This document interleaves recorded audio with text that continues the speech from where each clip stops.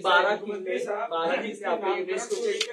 युनेस्कोच्या यादीत आलेले आहेत। त्यासोबत अशी माहिती मिळते की राज्याने केंद्राला सुद्धा एक पत्र लिहिलंय ज्यात केंद्राच्या हद्दीत जे किल्ले गड किल्ले त्याच्या संवर्धनासाठी ते राज्य सरकार आणि पुरातत्व विभागाकडे या दोन गोष्टींचा आपापसात संबंध नाहीये। हे 12 किल्ले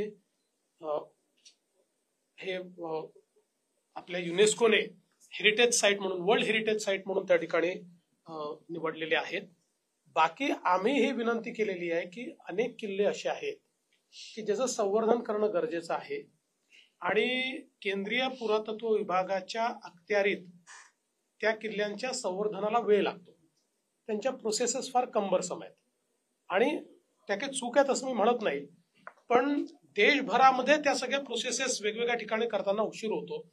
म्हणून आम्ही अशी विनंती केली आहे की यातले काही किल्ले हे जर त्यांनी राज्य पुरातत्व विभागाला केले तर केंद्रीय पुरातत्व विभागाच्या गाईडलाईन्स प्रमाणेच आणि त्यांच्याच कायद्याच्या अधीन राहून आम्ही राज्यामध्ये वेगाने त्या गड किल्ल्यांचा विकास करू।